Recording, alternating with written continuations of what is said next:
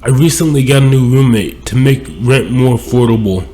Dillon said he'd have to take an overnight trip out of town to get his things from home, but that he'd be back the next day.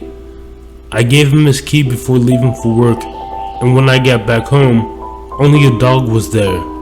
It was a cute bloodhound that I figured he must have left. It was a little off-putting in the way it looked at me, but I tried not to think on it too much. By the end of my first hour with him, the dog had crept me right out. It just sat there watching me as I went about my business. If I left the room, it would follow and walk behind me like an overbearing shop owner who thought that I'd try to steal something. If I stopped somewhere, it would stop too, sit behind me and just watch me. I looked behind me while I stood at the stove and saw it sitting up as though expecting something. Its cold, soulless stare sent chills up my spine as it surveyed me, unblinking and focused. Being in the middle of making dinner gave me an idea. I just wanted to see some sort of reaction, more than to see it monitoring me like a damned prison guard. I took a meatball off the skillet and tossed it to him. "Here you go, boy." Nothing. It rolled across the floor and stopped in front of him, but he didn't even look down at it.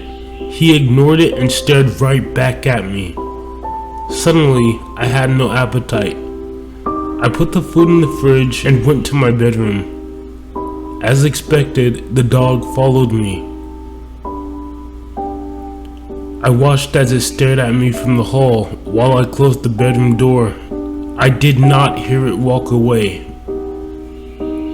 I stayed in my room, questioning myself and whether or not I had been overanalyzing my situation until I managed to get to sleep.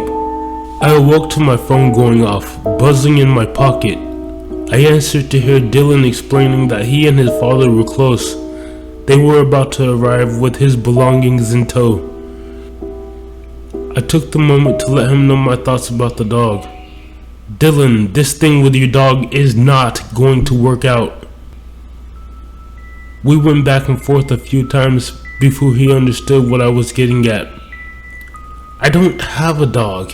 It sounds like some stray snuck in sometime after I left the house." I let myself get carried away and yelled out in frustration, "Well, we have to call an animal control or someone because there's something wrong with this dog." I heard a low-pitched growl, then a loud bang on the other side of my bedroom door. It wasn't trying to break into the room. I understood it clearly. That was a warning. Dillon scoffed at me and said, "What? Actually, hold on. We're at the front door now. We'll see you in a sec." I tried to warn him, but he hung up without listening for a response. I heard the front door open and close and almost yelled for him not to come in, but figured that I'd have to let him come in and see the dog for himself. I knew he'd understand why I was so stirred up once he got a look at him. I heard Dillon on the other side of my bedroom door. "Hey there, boy. Heard you spooked. What's wrong with his?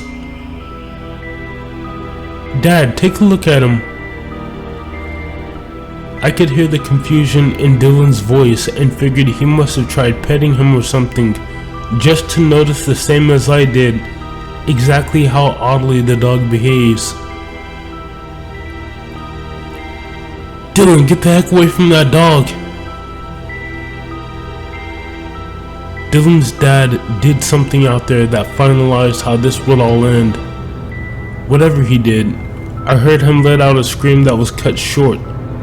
The sound of fast and heavy footsteps rang down the hall, getting further away until I heard Dillon screaming from somewhere on the other side of the house. When Dillon's screaming died down and left a dead silence, I crept over to my bedroom door and opened it just enough to see down the hall. I refused to look down at the mutilated corpse in front of the door and just watched to see if that bloodhound would come back around that corner.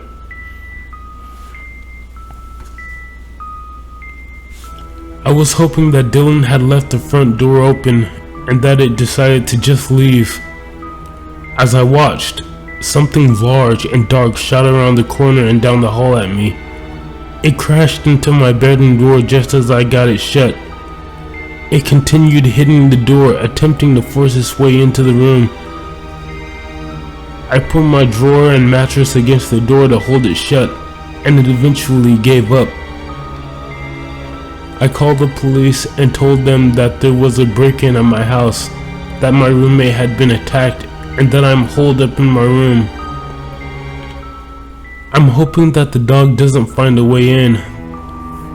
I can only wait and see what happens when they arrive.